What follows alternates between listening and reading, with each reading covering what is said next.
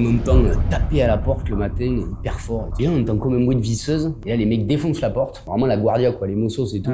5 dans une chambre, tout le monde défracté, regarder un verre comme ça. Qu'est-ce que je vais raconter à ma mère et tout. Bonjour à tous, bienvenue pour ce nouvel épisode. Aujourd'hui, j'accueille Rémi qui est issu du secteur festif, secteur de la nuit, des bars, de la restauration. Vous allez voir, il a un parcours super intéressant avec plein d'anecdotes. Il est passé par Ibiza, par Barcelone, par la Suisse, Paris également. Vous allez voir, c'est super intéressant, plein d'anecdotes qu'on va partager ensemble. Je vous rappelle dès à présent que vous pouvez vous abonner à cette chaîne YouTube. Également, vous pouvez nous retrouver sur Instagram, sur Facebook. Je pense aussi qu'on va être bientôt présent sur les principales plateformes de podcast. Donc n'hésitez pas évidemment à vous abonner. Et puis si vous aussi vous avez une histoire intéressante à venir nous raconter, un parcours qui mérite d'être mis en lumière, surtout n'hésitez pas à nous écrire sur les réseaux sociaux. En attendant, on est parti avec Rémi, c'est parti.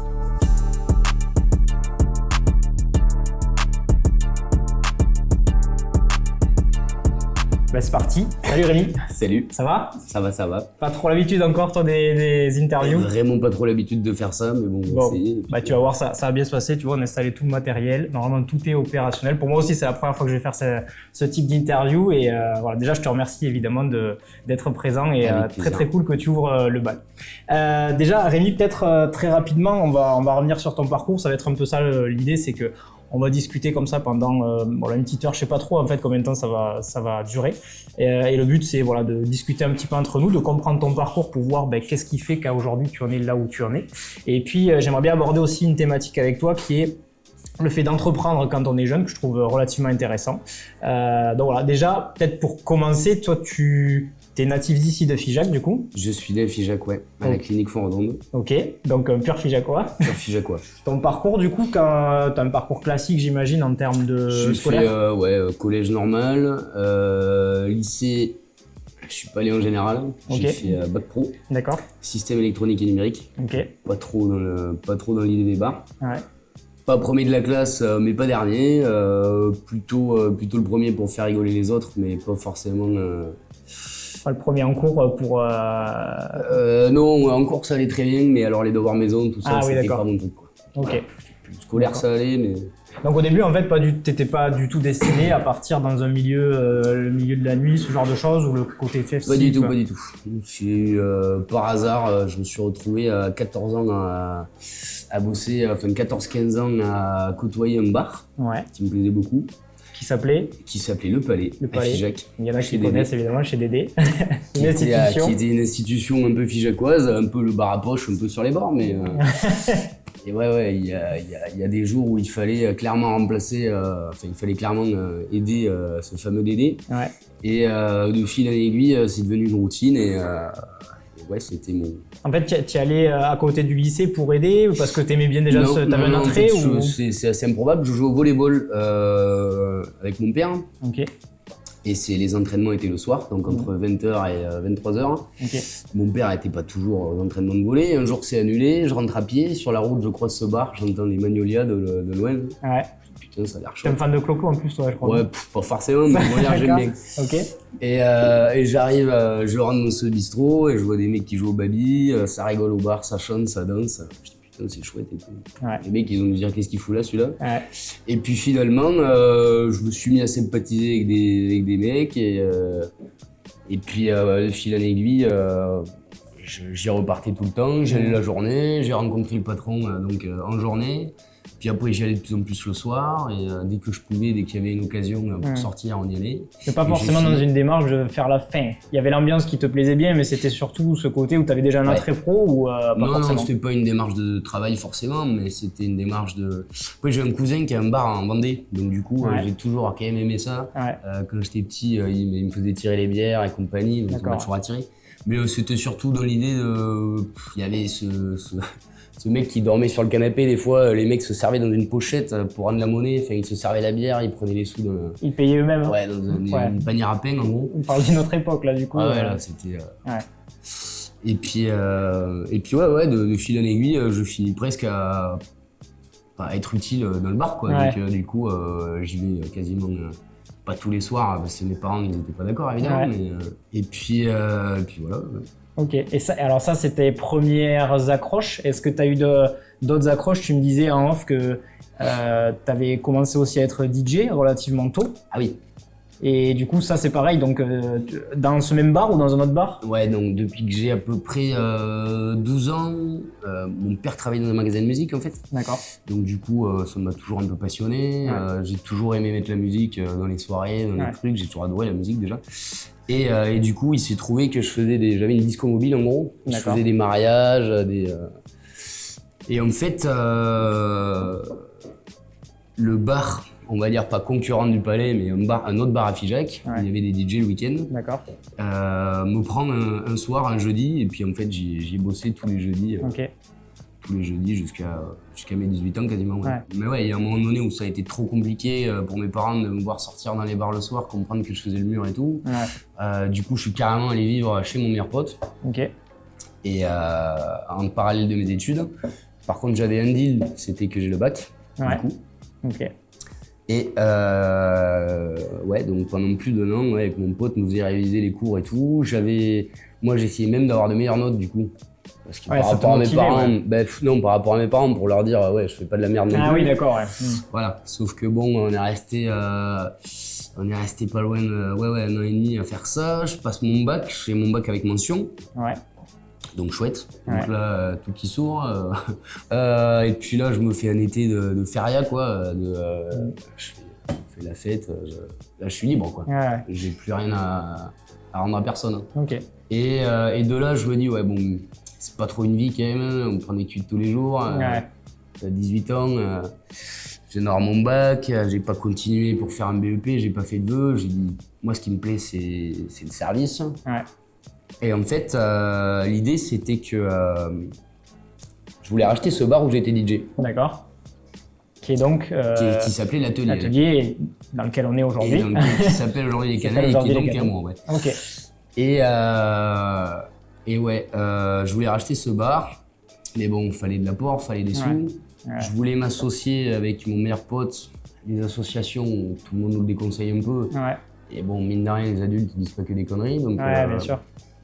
Et en plus, à cette époque-là, tu n'avais pas encore l'expérience que tu as aujourd'hui, tout le parcours, etc. L'expérience, sociabilité est faite, mais j'avais pas du tout d'expérience dans le service, dans rien, quoi. Sans compter qu'il y a aussi toute une notion de gestion financière, peut-être on pourra en reparler, mais c'est un business à la base, donc tu as quand même toute une notion de comptabilité. Je pense qu'à 18 ans, quand tu veux reprendre un bar, tu le vois un peu comme un endroit d'amusement. Bien sûr. Tu sais que ça va marcher, mais tu as tellement envie de faire n'importe quoi. Il y a tellement d'affaires qui coulent malheureusement. C'est pas un jeu, il y a plein de trucs à prendre en compte, il faut garder la tête sur les épaules.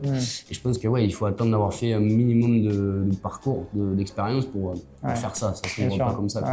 Et c'est souvent malheureusement au début qu'on commence le métier, qu'on se dit ça y est, j'ai tout compris. Mais non, c'est pas vrai. Moi j'aurais fait 10 ans de plus de saison, j'en apprendrais tous les jours encore. Oui, c'est sûr. Et alors du coup, après tu m'as raconté un petit peu quand on en a discuté la première fois que tu avais fait une rencontre avec un certain Nilo, c'est ça? Une rencontre. Qui a changé un peu au niveau du parcours, enfin là où tu allais t'orienter. On va dire que ça m'a fait un déclic. Ça m'a fait réfléchir. C'était le commercial France Boisson du Palais. D'accord. Et donc ce gars venait au Palais régulièrement, je lui passais même les commandes et tout. Le mec me dit si vraiment tu veux faire tes armes dans la restauration et faire quelque chose de ta vie à ce niveau-là et gagner de l'argent et apprendre le métier, il me dit la meilleure école, elle est à Paris. Aller travailler dans une vraie brasserie parisienne où tu te fais certes un peu maltraiter, mais qu'au moins t'apprends. Voilà, et il me dit moi j'ai un contact si tu veux, je t'envoie là-bas. Il faut que tu mettes quand même 2000 balles de côté pour pouvoir partir. Et oui, au début, j'avais tout claqué, j'avais plus rien déjà. Et je prends le train, je pars à Paris, je pars habiter donc chez une copine qui était donc figeacoise et qui elle était partie faire serveuse à Paris. Et je vais pour mon premier jour de rencontre avec ce monsieur Blavignac. On m'envoie dans cette pizzeria dans le 16e, bord de Seine, beau quartier.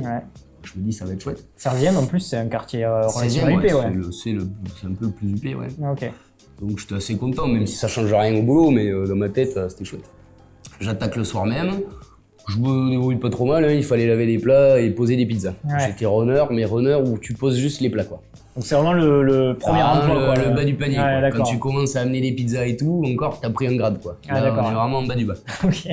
Et donc voilà, sauf qu'en fait, à la fin je fais 20-25 jours dans cette pizzeria, et là, je reçois ma paye, sur laquelle je comptais beaucoup. Mais oui, j'imagine. Et là, je reçois ma paye et j'ai, je sais plus, 1000 balles, je crois, ou 900 balles. Ouais. Je partais à 9h du mat, j'étais en coupure, je faisais 9h, 15h, 18h, 23h. D'accord. Tous les jours. Ouais. Donc clairement, moi je faisais tout à pied parce que alors le métro. Ouais. Venant de Figeac, c'est pas trop ton fort. Ouais. Pas trop de métro, si tu veux, donc ouais, je reçois le chèque à la fin du mois. Je prends 1000 balles pour clairement m'être fait insulter pendant un mois. Alors le truc, je prends un exemple, les carafes d'eau par exemple, nous on va la vider ou pour la remplir, un truc comme ça. Là, le mec il va t'expliquer qu'on paye l'eau. Tu vas te prendre une agonie monstrueuse pour ça, quoi. Ouais. C'était vachement de rigueur, vachement de tout, mais c'est bien, ça apprenait, quoi. Oui, tu apprends le métier en fait avec des gens qui sont hyper exigeants, quoi. Ouais, c'était une exigence assez ouf. Et du coup, tu restes pas là finalement? Non, et puis finalement, je vais voir donc ce Marc Blavignac qui était mon référent, hein, et puis il me dit, écoute, je vais essayer de te faire bosser un peu ici. Donc chez lui, pour le coup. Donc chez lui, je dis ok, pourquoi pas. Et je dis surtout à Marc combien j'ai été payé, il a été surpris et il m'a dit ouais, là, c'est pas cool, mais il m'a dit écoute, en gros c'est ta chance, quoi, tu vois. Ouais. Bon, mais j'ai rien du coup. Ok. Il y a des gens quand même qui restent dans ce genre de situation pendant X années, d'être runner comme ça ou Ouais, après t'es payé plus. Moi c'était vraiment parce que j'étais, on va dire, un extra, c'est que je venais d'arriver. Donc je sais pas, tu prenais quand même, tu devais prendre au moins 1004, je pense. Ouais, mais pour Paris, moi, il me manquait 5 jours et si tu veux, ils ont dû me mettre 8 € de l'heure parce que j'étais pas le meilleur. Ouais. Ce qui veut dire que même là, niveau logement et tout, tu devais être vachement ric-rac à l'époque. Ah ben là, donc là c'était encore l'époque où je vivais chez ma pote Justine. Ok. Ouais. Donc là, jusque-là, tout allait bien. Ok, donc du coup, tu arrives chez ce fameux patron de brasserie, nouvel environnement. J'arrive chez lui, ils me font attaquer, ça se passe très mal. Les mecs comprennent rien à ce que je raconte parce qu'avec mon accent. Ouais. Oui, parce qu'il n'y a pas que des personnes d'origine française. Je travaillais qu'avec des Roumaines. Okay. J'avais que des Roumaines, enfin 2 Roumaines en tout cas déjà. J'avais un collègue, Pierre, qui lui était français. Et après, en cuisine, c'est pareil, des Sri Lankais, il y a un peu de tout, mais personne ne comprenait rien à ce que je racontais. C'était l'enfer. Je demandais un café, et ça foutait de ma gueule, ça faisait comme ça. C'était l'enfer. Ouais. Mais c'était rigolo. Ouais, et les mecs, moi, ils me disaient un café allongé, je savais même pas quelle tasse il fallait prendre. Ouais. T'as des gens qui parlent partout, t'as 5 mecs qui commandent un café derrière, t'as ça de plonge. Oui, parce qu'il y a ça aussi, c'est que t'étais autodidacte. L'une des seules expériences que t'avais, c'était les 2 bars de Figeac dans lesquels t'étais. J'avais le palais, clairement. Ça n'avait pas des cafés allongés ou des cappuccinos. On va dire que j'étais bon pour leur mettre la musique le soir dans la brasserie, mais au début, pour servir les cafés, j'étais pas le meilleur. D'accord, ok. Je fais 7-8 mois, ça commence à se passer plutôt bien, je m'entends bien avec tout le monde, je deviens plutôt bon au bar. T'as 18 ans, tu comprends vite, puis à travailler toute la journée, ça rentre vite, les automatismes et tout. Bien sûr. Puis tu crées il y a des logiques qui se font dans ta tête en fait. Et puis les mecs qui m'ont bien expliqué surtout, donc ça aide. Et puis et là on a un collègue du matin, sa femme accouche et donc là on se trouve avec un congé pater. À Paris, tout le monde bosse, fait ses horaires, jamais personne n'est malade, donc là on se retrouve avec un mec en moins sur une équipe de 4-5 quoi. Le mois d'après, c'est l'Euro. Donc là, Euro de foot. Pile le moment où il fallait pas en fait être à moins quoi. Euro de foot, je crois que notre collègue du matin revient, mais il faut quand même. La plage horaire sur ce niveau-là, elle est forte. Ouais. Tu bouffes debout, assis sur une poubelle. Enfin bon, c'est pas. Ouais. Et puis hygiène de vie, j'ai pas oublié de sortir. Je sortais absolument tous les soirs. Il n'y a pas un soir où je rentrais chez moi à minuit en me disant tiens, je vais me reposer quoi. Ouais. Et puis au bout d'un moment, un peu marre de tout ça. Je me dis bon, là je commence à être bon, je commence à savoir un peu bosser. J'étais pas bon du tout, mais j'avais les bases. Quand tu commences déjà à prendre confiance. Je partais tellement loin que tu commences à te dire tiens, puis il y avait d'autres bars aussi qui me proposaient d'aller bosser. Je fais un extra dans un bar qui s'appelle le Gué Moulin dans le Marais. Okay. Un truc homo d'ailleurs. Et les mecs hyper sympas et tout, je me retrouve là-dedans et je me rends compte qu'en fait, je pas le meilleur, mais les mecs, clairement, me demandent de revenir. Je me débrouille bien quand je vois les autres comment ils bossent, tu veux. Sachant que, du coup, j'étais jeune, j'avais pas attaqué il y a si longtemps. Et je me dis, tiens, peut-être que je peux aller essayer de faire quelque chose ailleurs mieux, être payé mieux et avoir moins peut-être de règles aussi à suivre. Et j'ai jamais aimé la routine. D'accord. De là, je me prends un week-end desk à l'époque, là, last minute, là. Je vois un truc, je me dis, voilà, le rêve de gosse de vacances, je sais pas, je regarde les trucs, je vois l'île Maurice, je dis putain, mais c'est ça qu'il faut que je fasse. Je me suis fait 6-7 000 euros par mois pendant 9 mois, j'ai dit, vas-y, il faut que je me fasse plaisir. Et là, je prends, premier truc que je vois, last minute, île Maurice. Je pars pour 7 nuits à l'île Maurice, il me semble, un truc comme ça. Je tombe amoureux évidemment de la prof de fitness de l'hôtel. Et je me fais le petit kiff un peu comme dans les films où t'es assis sur le transat au bord de la plage et tu regardes ton avion décoller. Et je suis resté, en tout, du coup, 15 jours, un truc comme ça. Bon, ça n'a pas abouti. D'accord. Voilà. Et là, je rentre à Paris. Et c'était la fermeture du Palais. Terminado. Et il se trouve que je rentre de Maurice le lundi ou le mardi. Fermeture du Palais, ça devait être le samedi soir qui suivait. Et donc c'est là qu'arrive la fameuse anecdote de la voiture. Et c'est là que je rentre de Maurice. Donc mardi, lundi, j'en sais rien. Le samedi, c'est la fermeture du Palais.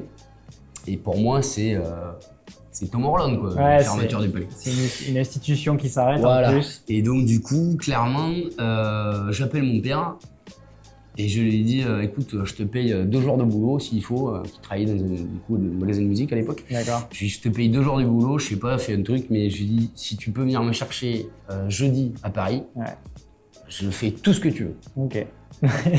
Et il dit non. Et il me dit clairement, il me raccroche quoi, au nez quoi. Bien sûr. Il me casse les couilles pour aller faire la fermeture d'un bar en gros. J'ai pas à faire 12 heures de bagnole, louper 2 jours de boulot. Ça marche pas comme ça quoi. Il avait raison, en plus il avait un collègue lui aussi, et il pouvait pas. Le lâcher, Tu peux pas, c'est pas possible. Et du coup ça me pète, je dis ok très bien, pas de souci. Je vais sur le bon coin, je trouve une Mégane. Un truc, je cherchais une bagnole à moins de 1500 balles en gros. Et je trouve une Mégane, le mec vendait ça, 1500 balles, urgent, pour débarrasser un garage, super urgent. Bon. J'appelle le gars, mes collègues c'était des Roumains, donc je leur demande quelques conseils pour essayer de faire baisser le prix un petit peu des trucs. J'arrive à faire baisser le prix et je me retrouve avec cette bagnole qui n'était pas assurée.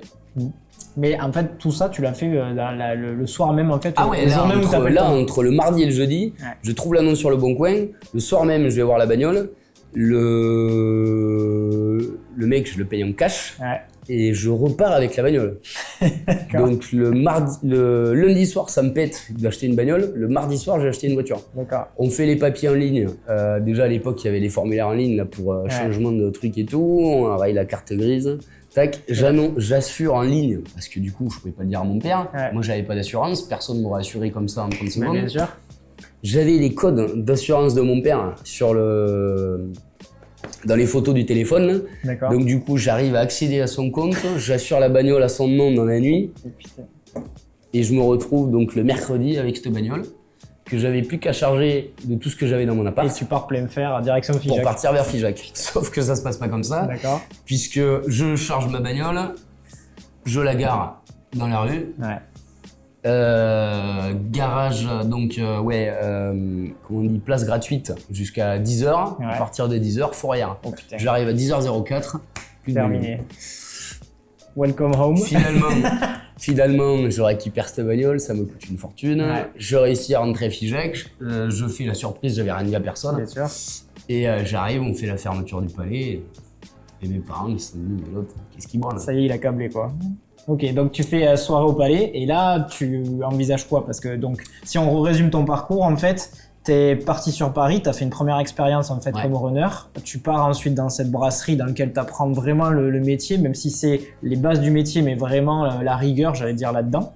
Tu reviens parce que tu sens bien qu'après ton voyage à Maurice, c'est compliqué. En fait, c'est à Maurice qu'il y a le déclic. À Maurice, je regarde les mecs bosser, je vois l'ambiance et tout. Et je me dis, putain, mais nous, on s'emmerde à Paris à bosser, à se faire insulter par les clients. pas avoir une qualité de vie très sympa, quoi. Et je voyais les mecs qui bossaient là-bas, sourire, musique, tu fais des cadre, mojitos, notre environnement, tout le monde bien marche sûr. tranquillement. Bien sûr. Et je me dis, putain, mais est-ce que c'est pas ça la vraie vie? Est-ce qu'il faut pas essayer? Ok. Et du coup, comme j'avais bien sympathisé dans cet hôtel, j'en parle au patron de l'hôtel, qui était grave intéressé aussi, mais qui me dit, si t'as pas de diplôme, je peux pas te prendre. Il me dit, moi je peux pas trop te prendre. D'accord. Et en plus, j'avais pas 21 ans, il y a quand même une majorité dans ces groupes aussi. Donc c'était un peu, ça paraissait un peu compromis.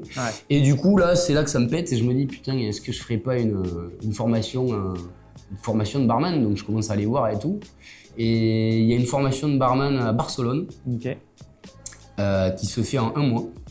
Ça s'appelle EBS, European Bartender School. Et je pars faire cette école. Je fais cette école de barman, je fais des rencontres incroyables, on t'apprend plein de trucs, les cocktails, moi j'aurais jamais cru. Il y a plus de 200 cocktails classiques, tu dois tous les apprendre par cœur. Tu fais du flair avec les bouteilles. Le flair, c'est Flair, c'est quand tu fais sauter les bouteilles, tu les rattrapes, les trucs comme ça. Et je trouve ça vraiment incroyable de découvrir aussi des bars que moi j'avais jamais vu de ma vie, parce qu'à Paris, clairement, je bossais tout le temps, j'allais toujours au même endroit. Et je connaissais pas tout ça, quoi. Et ce qui pour le coup, et je trouve aussi intéressant, c'est que en fait finalement c'est quand même un secteur, ça c'est comme l'événementiel ou autre, où tu as un côté très festif, etc. et où des fois les gens font pas la part entre le côté professionnel et le côté j'allais dire faire la fête, etc. alors que là, quand tu rentres dans ce genre d'école, tu découvres en fait des profils peut-être aussi voire plus expérimentés que toi. Tu apprends aussi qu'il y a des choses en fait, t'as des profs, j'imagine, qui te montrent comment ça se passe et comment être sérieux et carré dans ton métier, quoi. Ah ben t'as clairement, alors des collègues plus expérimentés, pas forcément. C'est beaucoup de jeunes qui avaient jamais trop travaillé dans les bars ou quoi. Certains étaient déjà barman mais sans plus. Mais alors par contre les profs, clairement on avait un prof qui s'appelait Federico qui travaillait dans des bars les plus chouettes de Barcelone, qui s'appelle le Crêpe Salborn. Et là, clairement, le mec, moi, j'allais dans son bar, je me disais ça, par contre, faire ça plus tard, en tout cas pour ma vie, ça me fait rêver, quoi. Bien sûr. Et donc je finis cette école de barman, je l'ai avec mention. Mention cuite tous les soirs, D'accord. Mais mention quand même. Enfin, du moins, j'ai un B-, je crois, donc ils appellent ça une mention. Et donc là, je me retrouve avec un pote que je m'étais fait, Alex aussi, qui s'appelle Alex aussi. Et on se retrouve à Barcelone et on se dit, mais on peut pas partir, quoi. C'est trop bien, tout est cool. Il y a beaucoup de Français en plus, ça va, une grosse communauté française. Énormément de Français, parce que bon, nous, la langue, c'était un petit peu compliqué. D'accord. Et du coup, je vais dans un bar de Français qui s'appelait le Milans à l'époque. Et là, je rentre là-dedans, le patron tout seul derrière le bar. Dans un jus monstre, qui sait pas trop tirer une bière, qui sait pas trop... On voit bien que c'est pas le meilleur pour faire les cocktails non plus, même si ça l'intéresse, on voit bien que... On va dire qu'il est bon pour les faire, mais pas pour en envoyer autant de monde, pour autant de monde qu'il y avait, quoi. D'accord. Et puis là, je me mets au bout du bar et je lui dis, mais excuse-moi, tu veux pas un coup de beigne et tout, hein. Le mec me dit un non sec, genre, non, j'ai pas besoin d'aide, quoi. Bon, d'accord. 20 minutes plus tard, encore plus de monde, je lui dis, mais t'es sûr que tu veux pas au moins que... je sais pas, je te fais les cocktails ou si tu veux je tire les bières, mais t'es tout seul, le mec, quoi. Et il me dit, tu sais faire une caipirinha? Je lui dis oui, pas de problème. Donc j'arrive, je lui fais une caipirinha bien plus rapidement que ce qu'il était en train de la faire. Il demande à la fille qui je la sers si elle est bonne, la meuf elle lui dit bon mais super bonne. Donc, ok, impeccable. Donc j'arrive et je finis par servir toute la soirée dans ce bar. D'accord. Et le gars à la fin de la soirée me dit bon ben écoute, tu fais quoi demain? Je lui dis moi je suis dispo, je viens de finir une école, justement, je cherche un boulot, quoi, clairement. D'accord. Ok, il me propose un salaire de misère et il me dit tu commences demain. Ok. Et ouais, j'arrive dans ce bar, donc je commence à y bosser une semaine, tous mes potes viennent me voir, 2 semaines. Là c'était un peu galère, je vivais dans des appartements partagés, dans des hostels où t'es 6 par chambre et tout, donc là c'est vraiment pas trop bien en qualité de vie. Finalement j'arrive à trouver un appart. D'accord. Donc chouette, je travaille au Milans, j'ai un appart. Et un jeudi ou un vendredi, un monde de fou, le bar pété de monde. Moi je récupère un gars pour bosser avec moi. J'ai dit tant pis, j'y filerai 70 balles, mais je pouvais pas travailler tout seul. Le bar blindé, et là, la Guardia qui arrive, fin de l'histoire. Il y avait des régulateurs de son en fait, et au bout d'un moment, à force d'avoir des À force d'avoir des avertissements comme quoi la musique était trop forte. Ah, c'est sur les décibels qui te... Ah, ok. Plus les voisins qui gueulaient parce que les voisins gueulaient parce qu'il y avait de plus en plus de monde dehors, dedans. Okay. Et un jour où la Guardia elle arrive, pas commode, moi je pipe rien à ce que les mecs me racontent. Ouais. Puis eux ils discutent pas trop en général. Ah ouais non, ils ont pas discuté du tout, fermeture du bar, bon pas de nouvelles. D'accord. Bon. Comment je vais annoncer ça à Alex déjà? Même si c'était pas de ma faute, les mecs venaient parce que trop de bruit, trop de monde, trop de son, trop de tout. Je fais le ménage et tout, j'appelle Alex, je lui explique, il était catastrophé, tout était de ma faute évidemment. Ouais. Une semaine plus tard, j'ai donc mes 3 meilleurs potes de Figeac qui viennent me voir. Kéké, Léo, Damien, Raph. J'ai 4 potes, mes 4 potes de Figeac qui montent à Barcelone. Donc moi super content et tout, je leur dis vous allez voir la Milan, c'est chouette. Et donc ils viennent, on me fait la première soirée, apéro. Tac, je ferme le bar, on sort en boîte, on rentre chez nous, on fait la journée, apéro toute la journée. On sort en boîte avec mes potes, on rentre à 6h du matin. Et j'habitais donc à l'époque en coloc avec 3 personnes. Je louais à un gars qui lui sous-louait à un autre gars. D'accord. Donc c'était clairement un liquide, il n'y avait pas de contrat, il n'y avait rien. C'est souvent ouais. Et puis là, on entend taper à la porte le matin hyper fort et tout. Personne ne se réveille, évidemment. Puis là, on entend comme un bruit de visseuse. Putain, qu'est-ce qui se passe? Et là, les mecs défoncent la porte de l'appartement. Ils sortent tout le monde des chambres. Ils arrivent avec vraiment la Guardia, quoi, les mossos et tout. Ouais. Et nous, on est là, on se réveille, on est 5 dans une chambre, tout le monde défracté, à regarder un verre comme ça. J'ai un de nos potes là, qui était sur le balcon, il me dit qu'est-ce que je vais raconter à ma mère et tout. Là, les mecs me parlent, je pipe rien à ce qu'ils nous racontent, je leur file ma carte d'identité, je leur dis que je sous un gars. Bref, les mecs nous délogent complètement, ils nous foutent dehors. Ouais. Donc là, je prends toutes mes affaires, j'ai clairement mon baluchon. Enfin, en gros, le gars me dit t'as ce soir, tu peux encore dormir à l'appart. Ouais. Et il me dit demain, il faut que tu sois parti. Quoi. Mais ça, c'est dû à quoi par rapport à l'histoire que tu as eu au bar ou c'est juste que tu t'es fait aucun rapport. Soit on avait fait du bruit le matin en rentrant, mais je pense que non, c'est la Guardia, ils devaient aller déloger certains appartements. Ouais. Là, c'était une triple sous-location, truc pas cher quoi. Ouais. Et donc là, je me retrouve sans appart, avec un boulot où je me tue et un patron qui me remercie pas trop, on va dire. Ouais. Et plus tous ces soucis administratifs, la Guardia compagnie qui commence un peu à peser. Trop de soucis quoi. Donc là, je me dis bon. Et puis moi, ça me pète. Je dis tu sais quoi, je prends toutes mes affaires et je me barre à Ibiza. Qui est un peu là-bas la mec. Qui est un peu la mec du truc. Ouais. J'étais un peu hors saison. J'arrive à trouver un hôtel pas trop cher en centre à Playa d'Embossa. C'était vraiment l'endroit un peu central d'Ibiza où il y a tous les beach clubs, toutes les boîtes, tous les trucs un peu chouettes. Ouais. Et puis j'allais tous les jours dans une espèce de beach club qui était le plus beau beach club d'Ibiza à l'époque, qui s'appelait le Nassau. Okay. Et je pose un CV et tout, et un jour le mec m'appelle, en espagnol évidemment. Je comprends pas tout, mais je comprends qu'en gros il veut me voir quoi. Okay. Donc je vais au Nassau, et alors c'est marrant parce que tu fais les entretiens d'embauche en picolant là-bas. Ouais, d'accord. Donc du coup, t'arrives à... Parce qu'ils veulent te tester ou... Ouais, c'est un test, ouais. C'est pour voir ta réaction à l'alcool, si t'es pas chelou, si t'es pas... Ouais. Puis oui, comme tu dis, en plus le fait que tu sois dans un secteur où t'as vite des tentations, ils veulent voir que tu sois professionnel. Mais c'est pas des tentations, c'est que travailler à Ibiza, à l'époque en tout cas, c'est travailler en buvant. Ah ouais. Tu buvais, c'est tes directeurs et tes managers qui t'amenaient des plateaux de shooters. Ouais. Et pour motiver l'équipe et qui arrivait, c'était Benga Vamos Arriva et tac, et tu prenais le shooter et tout le monde buvait. Ouais. Je sais pas, entre 5 et 6 shooters, c'était du Yerbas, c'est pas très fort, c'était 20 degrés, mais tu buvais des shooters de Yerbas pour... Puis quand tu portes des plateaux et compagnie, bon, faut mieux être... Alors moi je portais pas de plateau pour le coup. Ouais. Et donc j'étais au bar. Ok. Mais du coup, bon, j'appelle là et les mecs me font passer l'entretien d'embauche. Donc t'attaques quand même à 11h du mat'. Je pense que ça aussi, ils le font exprès, c'était pour voir aussi si tu te levais. Ouais. T'attaques à 11h du mat', donc t'arrives déjà, t'as un petit plateau avec 3 shooters, tu les prends ou pas. Hein.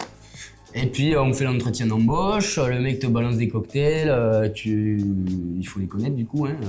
Donc là, il regarde comment tu fais les cocktails, il te dit classique au début, il te dit un mojito, après il te dit un espresso martini, un truc qui se check. Après, il va te balancer un truc un peu plus compliqué, et puis bon, je passe l'entretien comme ça. Pendant ce temps, il te parle, il te pose des questions en anglais, en espagnol. J'ai eu du bol parce que le directeur des bars de cet hôtel, de ce beach club, était français. D'accord. Il s'appelait Jeff. Et ça m'a pas mal aidé d'ailleurs. Et donc du coup, on était quand même 16 à passer l'entretien. donc pas serein du tout. Et là, je passe une semaine un peu à me bouffer les doigts et à me dire est-ce que je compte là-dessus ou pas, parce que pour moi c'était trop beau. Et en fait, au bout d'une semaine, le mec, je vais boire un coup dans ce bar du coup, et le mec me dit bon bah écoute, t'es pris. T'attaques demain.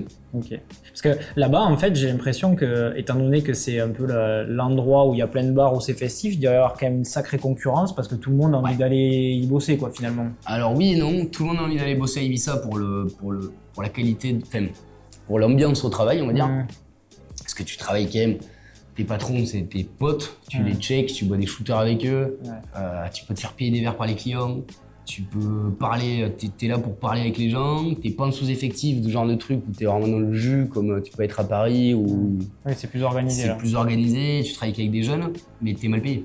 T'es pas bien payé du tout à Ibiza. Tu peux compter sur les tips, mais les tips, les pourboires du coup, tu les partages entre tous. À Paris, tu doubles ton salaire en pourboire par exemple. À Ibiza, si tu prends un cinquième de ton salaire en pourboire, déjà c'est bien.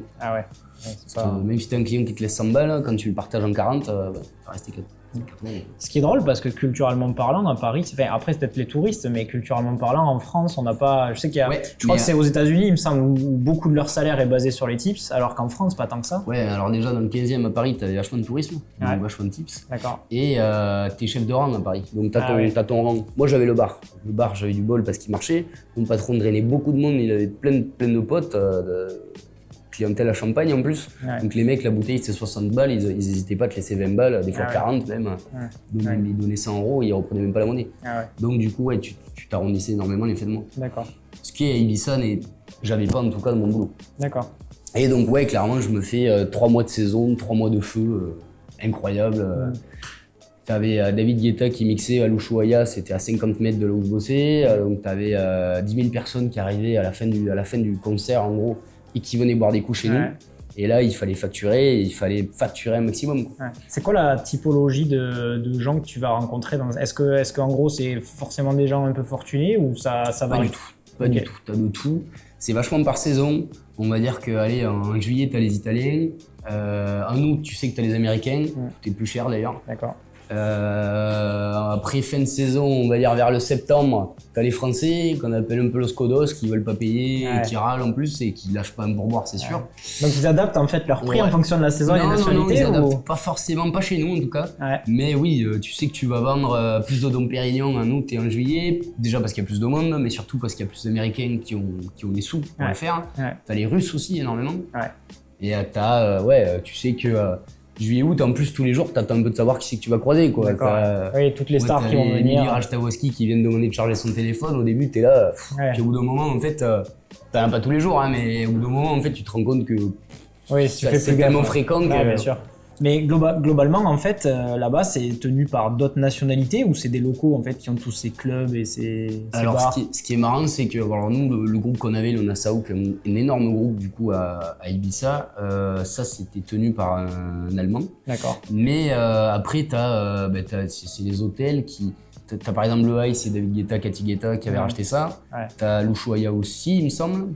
T'as le Hard Rock, c'était le tennisman Nadal avec Ronaldo ou enfin un truc comme ça. Donc ça va être d'investissements étrangers. Des gens un peu, des célébrités, on va dire, qui vont s'acheter ça un petit peu pour s'occuper, pour leur donner leur image un peu. Pour une image. Cet aspect un peu festif et tout, et c'est à qui va faire le plus gros truc, le plus d'événements, qui va faire venir qui, enfin voilà quoi.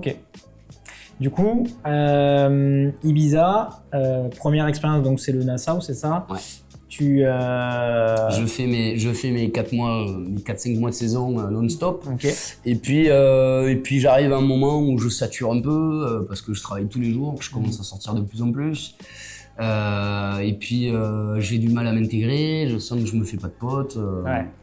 Et j'avais un petit peu un rêve quand t'es à Barcelone, le Graal, c'est un petit peu d'aller bosser au W Hotel. Qui est un groupe qui est le plus gros hôtel de Barcelone, voire du monde, qui est en forme de voile, on voit que ça sur la plage. C'est même y rentrer si tu veux, j'avais jamais osé. J'y étais déjà rentré du coup, mais c'est presque Pour moi, c'était quelque chose d'assez ouf, quoi. D'accord. Et donc, je rentre à Barcelone, j'arrive à Barcelone et il y avait un autre bar de français en ville que j'avais rencontré donc les patrons. Ça s'appelait le Syncopa, des gens adorables. Et en fait, il se trouve que c'est le bar de Manu Chao.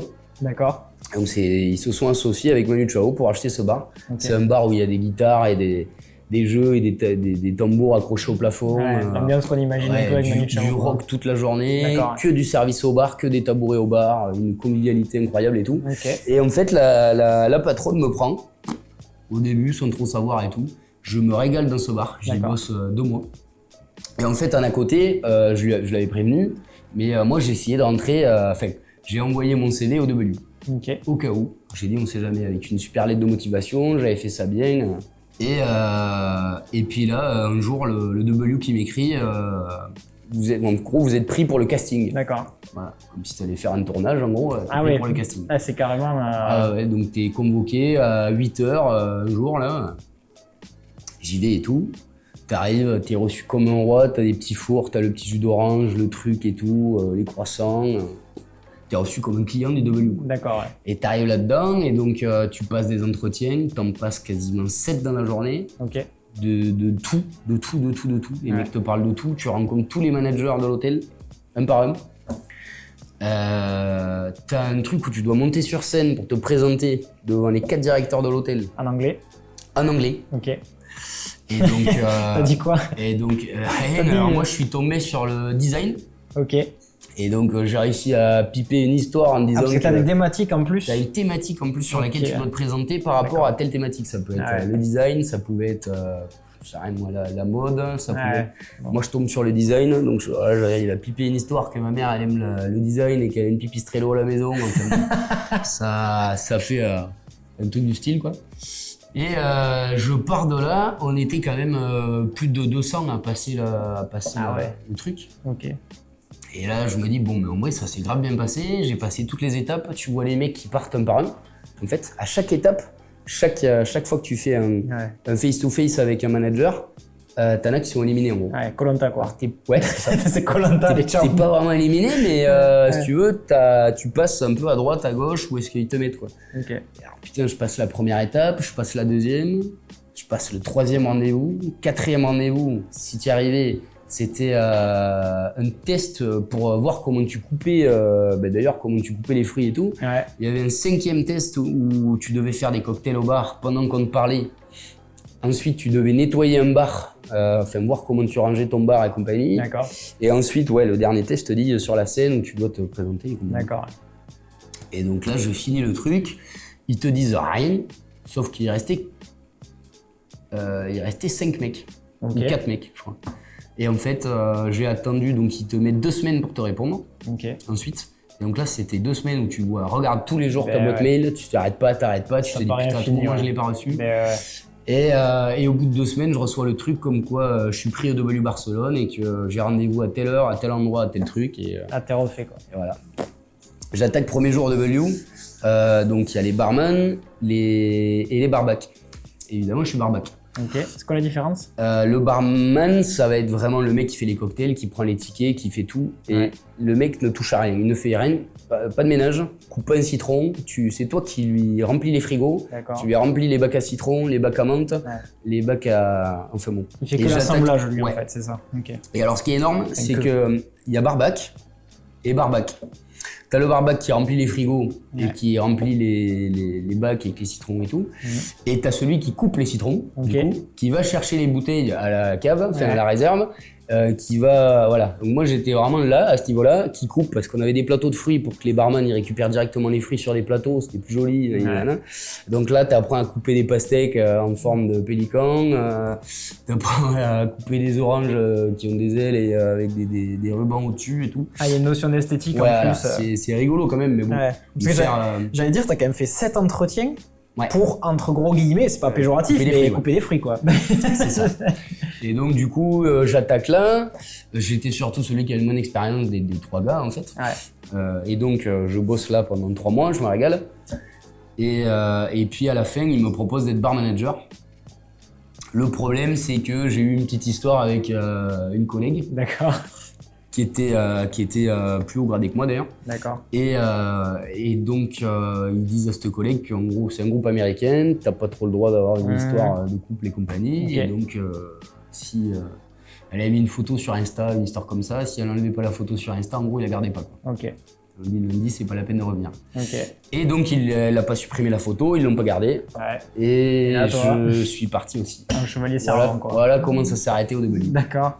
Et donc je pars à Paris avec cette nana qui n'avait pas de papier. J'essaye d'avoir ses papiers. Pendant ce temps, je bosse à Paris et je me dis on va trouver du boulot, on reste 3 mois à Paris, pas de boulot, tu payes cher, j'aime pas la vie là-bas. Je retourne dans un schéma où j'étais avant et j'aime pas ça. Ouais. C'est pas mieux, après c'était chouette, j'avais mes potes, c'était cool. Et là, un jour, un mail, un petit peu le Graal, c'était donc de bosser au W à Barcelone. Quand tu bosses au W à Barcelone, le Graal, c'est d'aller bosser au W à Verbier, en Suisse. D'accord, qui est genre le meilleur du groupe en fait. C'est le meilleur du groupe, c'est le mieux payé surtout déjà. Okay. Et c'est celui qui fait rêver parce que c'est à la montagne, dans les Alpes, t'as une qualité de vie incroyable, t'as 3 jours de repos consécutifs au moins une fois par mois, il y a plein d'avantages incroyables. Et quand tu vois les avantages déjà qu'on avait au W à Barcelone, tu te dis qu'à Verbier, ça va être du PMI, quoi. Avec la même clientèle ou une clientèle plus haut de gamme du coup? Ah non, c'est une autre clientèle. Ouais, beaucoup c'est plus. Une clientèle, déjà une chambre au W à Verbier, ça doit valoir 10 000 €. Ouais. Un forfait, c'est 80 balles.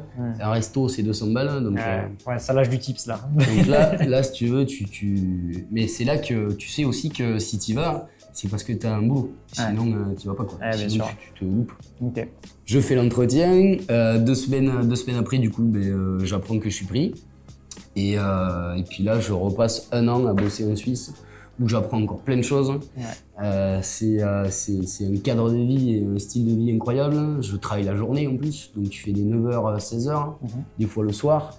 Ça se passe super bien, j'ai des collègues super et je me dis putain, ça c'est presque une vie stable qui pourrait me plaire parce que t'allies tout. T'as les soirées, tu peux avoir la vie normale en été, la vie un peu plus folle en hiver quand il y a les saisons et il y a pas d'insécurité, il y a pas de tout est bien, tu peux faire des activités sportives, tout était chouette, quoi. Et en fait, t'as pas eu le temps de réfléchir parce que Covid. D'accord, voilà. Comme beaucoup de gens. Donc la Covid, l'hôtel en gros te dit qu'il vaudrait mieux que tu démissionnes, c'est plus simple pour eux. Ouais. Ok. Du coup, tu fais quoi? Retour à Figeac? Et du coup, ouais, clairement, retour à Figeac. Covid, confinement, retour. Je revois mes potes, je me refais mes amis, et je me dis putain, je suis pas mal ici quand même. Et j'avais un collègue à Paris qui avait dans l'idée, c'était un investisseur, qui avait dans l'idée de racheter le Sphinx, une brasserie à Figeac. D'accord. Du coup, je l'appelle, il me dit ouais, je suis toujours chaud et tout, mais j'ai dit écoute, moi si tu veux, je te monte l'affaire, je la garde 2-3 mois, et puis après, je te la laisse, et puis moi je repars à Miami ou ailleurs, on va faire autre chose. Ça te faisait un challenge en attendant que ça reparte, quoi. Voilà. Covid se termine, je reprends cette affaire. Clairement, ça explose, on nous fait une dinguerie, c'est plein tout l'été. Ouais. On transforme le truc limite en bar de nuit plus qu'en bar de jour. Parce que jusqu'à présent, le Sphinx, ça faisait de la restauration aussi un peu, non? C'était fermé depuis quasiment 7 ans. Ah oui, d'accord, ok. Ouais, je sais pas pourquoi j'avais cette idée de 5 restauration ans, pardon. en tête. C'était fermé pendant 5 ans. D'accord. L'ancien propriétaire était décédé malheureusement. D'accord. Et ouais, j'ai racheté à son mari. Enfin, j'ai pas racheté. Ton pote, du coup, rachète. Le propriétaire rachète à son mari. Le mec, je reprends l'affaire et en fait, donc l'investisseur, là, le patron qui reprend l'affaire avec moi, me met donc directeur au Sphinx. Et donc je fais ça pendant 3 mois, sauf que moi, la fête, j'aime bien ça. On fait des après-midi festifs, on me prend des avertissements, non-respect du masque. La classique, quoi. La classique, on fait un Madison sous la halle, on est 60 à danser. Enfin bon, bref. Et du coup, fin du reconfiné, refermeture du truc. Ah ouais. Et moi, le patron là me dit, écoute, cette affaire, tu vas la prendre en gérance. Okay. Moi, trop bien dans ma tête, je me dis putain, je vais reprendre la gérance d'un bar à Figeac, chouette, c'est un bar qui marche, je me sens bien, je le fais bien marcher en plus. Ouais. Donc là, on s'y investit avec mon père de ouf, on repeint tout, on essaie de nettoyer, on fait un maximum comme si c'était chez moi, quoi. Ouais. Et on se dit, écoute, c'est un investissement pour l'avenir, quoi. D'accord. Et on fait tout ça. fin du confinement, on réouvre, première ouverture, gendarme qui arrive, fermeture administrative. D'accord. 4 jours. J'avais pris 21 avertissements, 21, j'exagère. J'avais dû prendre une dizaine d'avertissements administratifs, si tu veux, pendant l'été d'avant, pour non-respect du... Ouais, donc t'étais dans le viseur, quoi, en gros. J'étais dans le viseur, fallait qu'ils prennent un exemple pour les mecs qui n'ont pas respecté le confinement, et parce qu'on a fait des soirées, on a fait des trucs sous la halle qui sont impensables, en fait, par rapport à l'époque Covid, quoi. Moi, j'avais un pote au bout du bar qui avait une cloche. Il passait sa soirée à regarder, s'il voyait des gendarmes arriver en voiture, il clochait et tout le monde s'asseyait dans le bar, tout le monde le savait, quoi. Et on faisait ça tous les soirs. Mais c'était incroyable. Le lundi, le mardi, le mercredi, personne ne bossait. Enfin, c'était incroyable. Et puis donc, je fais cette saison, tout se passe bien, tout commence à rentrer plus ou moins dans l'ordre, j'arrive à déléguer un peu, je me lève quand même à 9h du mat, je me couche à 4h tous les jours. Un peu de mal à donner des ordres à l'époque. Il y a des gens plus vieux que toi, peut-être. 23 ans. C'est sûr. Donc je me tapais un peu tout le sale boulot, on va dire. Puis plus, il fallait faire les caisses le soir, il fallait garder la tête sur les épaules un peu tout le temps, quoi. Ouais, c'est la dimension aussi administrative et gestion que tu n'avais pas jusque-là, quoi. Mais qui finalement te servira plus tard, en fait. Ouais, finalement, ça me sert plus tard. Et là, 30 juillet, un collègue qui m'appelle, il est en panne d'Aperol Spritz ou un truc comme ça. J'arrive, je prends 2 bouteilles dans ma moto, je pars pour le dépanner, je bois un coup. Et puis, et là, je pars pour rentrer chez moi ou pour rejoindre des amis, je sais plus, et une voiture qui me grille un stop. Je prends la bagnole plein fer, 20 mètres de vol plané, je me casse clavicule, omoplate, côte, tout. Et donc là, hôpital, première pensée évidemment, le bar, comment on va faire. Donc quand même, je fais les plannings, j'arrive à m'arranger, j'ai des super collègues, j'ai Justine, elle s'appelait, ma Juju, qui m'appelle, elle me dit t'inquiète, on va te remplacer. Mon père du coup qui va bosser aussi au bar pour me remplacer. Et toute l'équipe se mobilise un peu, on arrive à faire quelque chose de chouette. Sauf que là, clairement, c'était donc le 30 juillet et 1er août, en gros, mon patron me dit, bah écoute, t'as eu l'accident de moto, donc en gros, compte pas sur ton billet, quoi. Donc là, on se dit, pas ouf l'histoire. Pas ouf du tout. Et en plus de ça, ce fameux bar où je travaillais quand j'étais jeune, où j'étais DJ, il se trouve que le mec veut vendre. Donc c'était l'atelier en fait. Ouais, c'était l'atelier et le mec, je comprends qu'il en a marre et qu'il serait intéressé pour potentiellement vendre. Je voyais bien qu'il était un peu pendu de toute façon, il n'y avait pas grand monde. Et j'étais allé le voir, je sais pas moi, un an plus tôt et je lui avais dit écoute, si un jour tu veux te séparer de ce bar, moi je suis vraiment intéressé. Et donc du coup, là, complètement changement de programme, je me retrouve à racheter donc l'atelier que j'ai donc appelé Les Canailles. Et on attaque au début, un peu compliqué pour trouver du personnel, on savait pas trop s'il fallait ouvrir tous les jours, s'il fallait être 1, 2, 3. Donc j'ai essayé plusieurs mecs, ça se passe pas non plus super bien, un peu galère. Trouver du personnel, c'était la galère, enfin c'est toujours une galère en général. Et en fait le bar explose un peu du jour au lendemain. Un samedi on organise une soirée, on se dit tiens allez on va essayer d'organiser un truc. On organise une soirée donc du coup d'ouverture, on est déjà ouvert mais une soirée d'ouverture. Et là on se rend compte que c'est blindé et qu'il y a un potentiel dans ce bar qui est incroyable. Donc moi c'était mon métier après de facturer, donc j'étais assez à l'aise pour faire les trucs, mais il me fallait des collègues quoi. Après j'ai Mélissa qui arrive et on arrive à monter une équipe. J'ai Damien à la porte, et en fait on monte une équipe hyper solide et hyper bien et qui fait que les Canailles explosent et qui font que c'est ce que c'est aujourd'hui quoi. Nous ça a pris tellement d'ampleur ces Canailles que du coup on a dit bon sur une thématique par rapport aux voisins, on a dit bon on va ouvrir que jeudi, vendredi, samedi. Et alors on a eu ouvert quelques fois les dimanches pour le rugby et les veilles de jours fériés. Voilà. On a dit on reste là-dessus, ça va calmer un peu les voisins et puis même pour la mairie, je pense que ça les arrangeait qu'on ne soit pas la Java tous les soirs dans la rue. Et même pour nous parce que vraiment les week-ends quand il y a du monde là c'est pesant. Et donc du coup on part là-dessus, sauf qu'au bout d'un moment ça roule un peu tout seul, tout se passe bien. Le bar était vachement moins associé à moi, on peut dire, donc du coup j'ai commencé à avoir un peu de liberté, à pouvoir partir en vacances et clairement ce qui se passe, je prends pas du tout de vacances du coup pendant un moment, enfin très peu ou alors du coup du lundi au jeudi, du dimanche au jeudi mais pas plus. Et puis un jour je décide de me prendre un voyage, je pars au Mexique, 15 jours. Et là, je déconnecte complètement. D'accord. Et là, je me rends compte du coup qu'en fait, l'affaire, elle marche sans toi. C'est juste qu'il faut arriver à couper le cordon, quoi. Il y a aussi une discussion avec un pote à moi qui est quelqu'un qui a plein d'autres affaires à Figeac et qui pourrait se reconnaître du coup. Et qui un jour m'a dit, mais le problème, c'est qu'il m'a dit, tes affaires, tu te les appropries trop. Du coup, après, le jour où t'es pas là, si tu veux, ça roule pas tout seul. Ça roule pas tout seul et il faut savoir déléguer, quoi, tu vois. Et du coup, je me suis dit, bon, ouais, c'est pas bête, il faudrait parce que moi, j'étais chaud pour faire un autre projet, du coup, comme les canailles, ça tournait tout seul. Et je me suis dit, moi, j'aime pas la routine. J'ai dit, tiens, qu'est-ce que je pourrais faire de chouette ou qui aurait pas forcément besoin que je sois là tout le temps pour que ça marche. Et depuis vraiment que j'ai 18 ans, je pense, il y a une affaire à Figeac et je me dis putain, mais c'est la meilleure affaire qui est, je pense, à monter ici. Bon, après les canailles du coup. Mais ça fait vraiment 10 ans que je le dis et c'était donc le glacier. Le glacier, Sauf que là, bar tabac, truc complètement différent, mais gros challenge, quoi. Bon, par contre, du coup, différent, c'est plus cher aussi. Là, c'est vraiment un truc, faut pas souper, quoi. Et puis, je commence à m'y intéresser, j'en parle avec le proprio, il me sort un prix beaucoup trop cher. Et je réfléchis, je dis bon, tant pis, c'est pas grave. Et puis, je me dis quand même, je vais lui faire une proposition à l'écrit, sur conseil d'un pote. Je fais une proposition à l'écrit, je lui laisse 15 jours pour me répondre. J'attends 15 jours, le 16e jour, le mec m'appelle et il me dit ok, c'est bon pour ce prix-là.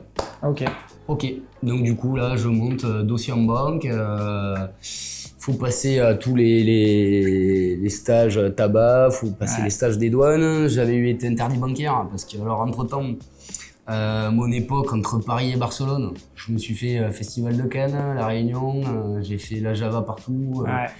J'ai vraiment vécu ma meilleure vie pendant 4-5 mois et je m'étais mis dans le rouge très très fort avant d'aller en Suisse. D'accord. Donc tout ce qui est jeu, parce qu'il faut rappeler quand même que le glacier, il y a aussi la notion de PMU, des jeux, il y a le truc des jeux, le PMU on l'a enlevé, donc ça j'ai pas eu à le faire. Et donc je mets quasiment 1 an avant d'avoir l'affaire. C'est-à-dire que je fais la proposition en juin et on signe en avril. D'accord. Après, c'est aussi le secteur qui veut ça. J'imagine que c'est quand même relativement codifié. Tu fais pas ce que tu veux, quoi. Et puis, t'as énormément l'acceptation des douanes, c'est long. Tout est long. Et tout est un peu compliqué. Puis, il faut montrer patte blanche dans tout. Moi, j'ai un bar de nuit. J'ai travaillé en Suisse. Du coup, j'avais un compte en Suisse. J'ai les mecs qui se sont dit, celui-là, il est un peu chelou. Et donc, ils m'ont fait un peu galérer. Et finalement, en avril, ça se débloque. Tout se débloque. Et on arrive à ouvrir en 15 jours. J'ai les clés le 20 avril, je crois. Le 1er mai, on est ouvert pour la fête à Figeac. Et là, explosion. Incroyable. Je me souviens ta maman qui venait des fois prendre 2-3 croissants à la boulangerie de mes parents et vous y étiez plein fer. Explosion, on attaque, on n'est qu'une équipe de 4 du coup. Je récupère les anciens employés et j'ai qu'une employée 2 employés en plus. D'accord. Donc on est 4 ou 5. Et finalement, de fil en aiguille, il faut en prendre une plus, de là on en prend une plus, et puis là ça roule tout seul et ça marche. D'accord. Et voilà, et aujourd'hui, j'en suis là et c'est tout. Parcours riche quand même, hein. Ça fait. Et encore, ouais. C'est drôle d'avoir autant d'anecdotes. Le plus croustillant, je peux pas le raconter devant la caméra. Pour conclure, on va conclure très rapidement un petit peu là-dessus. Après tout ce parcours, j'avais envie d'aborder avec toi une petite thématique, le fait d'entreprendre, je trouve, à l'âge que tu as, parce que t'es quand même relativement jeune. Est-ce que ton âge, ça a été, j'allais dire, une difficulté quand tu te présentais auprès des banques, des partenaires financiers, ce genre de choses? Alors, mon âge, ça a été une difficulté sur tout ce qui a été aspect groupe américain. D'accord. Parce que tu as moins de 21 ans et tu peux pas forcément monter en grade. Y a plein de choses que tu peux pas faire. Après, passer les 21 ans, non, pas vraiment. Pas vraiment. En banque, j'ai pas trop eu de problème par rapport au fait que, par exemple, pour l'Alexandrie, comme j'avais une canaille, j'avais quand même les mecs qui se sont dit, bon, peut-être pas fou. Voilà, non. Ok, puis c'est aussi exactement comme un CV pour un nouveau boulot, en fait, du fait que tu as eu une autre entreprise avant et que ça tourne, ça rassure. Donc... Okay. Comment tu as fait pour te gérer sur tout l'aspect financier, gestion, parce que c'est quand même pas donné à tout le monde, t'as pas fait de formation, alors là, donc t'apprends sur le tas en fait. Ah ouais, non, là c'est belle galère parce que donc, tu dois gérer donc, le boulot. Et c'est là qu'à un moment donné, je me suis mis un frein sur pas trop sur l'aspect boulot, ce qui me plaisait à l'origine, hein, ce qui me plaît toujours, mais de bosser tout le temps, tu peux pas être tout le temps dans ton endroit et même il faut y être moins, c'est tu arrives à te concentrer plus sur la côté qui est hyper important. Ouais. Comme parce que bon, il faut gérer les payes, il faut gérer les plannings, il faut gérer les commandes, il faut gérer les commandes de matériaux, il faut gérer plein de trucs quoi. Okay. Et l'humain aussi, les commerciaux, les trucs. Okay. Et du coup, ouais, ça fait beaucoup, donc non, il faut bien séparer les deux. Après, moi, je suis pas associé, je suis tout seul. Et c'est une erreur d'un côté, mais au moins, je sais tout ce qui se passe et je sais tout faire dans mes bars, quoi. Ok. Merci pour toutes ces réponses. Merci d'avoir accueilli aussi dans ce bar, du coup, les canailles. Qu'est-ce que je peux te souhaiter pour l'avenir, Rémi? Là, pour le moment, ouvrir un beach club au Mexique. D'accord. T'as des vraies ambitions du coup quand même. Investissement immobilier, complètement changé de... J'ai pas 30 ans, j'ai un cerveau qui marche, je pense, et je pense que j'ai envie de faire complètement autre chose en fait. Ok. Complètement autre chose, peut-être des locations de minibus, j'en sais rien, un truc plus logique. Me rendre compte que c'est peut-être pas... que ce qui me plaît vraiment, c'est peut-être le bar. Mais en fait, me sortir un peu de l'histoire du bar pour savoir que j'ai envie d'y revenir. Un peu comme j'ai fait quand je suis parti de Figeac et je suis parti à l'étranger et puis je me suis dit, tiens, en fait, l'équilibre, il est super à Figeac. Du coup, j'ai eu envie de revenir et je suis revenu. Et maintenant que je suis revenu, j'ai envie de repartir ailleurs pour me rendre compte que je suis mieux à Figeac et revenir peut-être plus tard. D'accord, ok. C'est un drôle de... Non mais c'est bien, c'est un cheminement personnel quoi, c'est ce qu'il y a de cool. Ok, merci beaucoup Rémi. Merci. Je vous remercie toutes et tous d'avoir suivi cette interview, j'espère qu'elle vous aura plu. Évidemment, n'hésitez pas à laisser des commentaires et à vous abonner. Normalement, il y aura une vidéo par semaine, je vais essayer de m'en tenir à ça. Donc voilà, je vous remercie toutes et tous. Je vous dis à très bientôt, c'était Anto. Ciao ciao.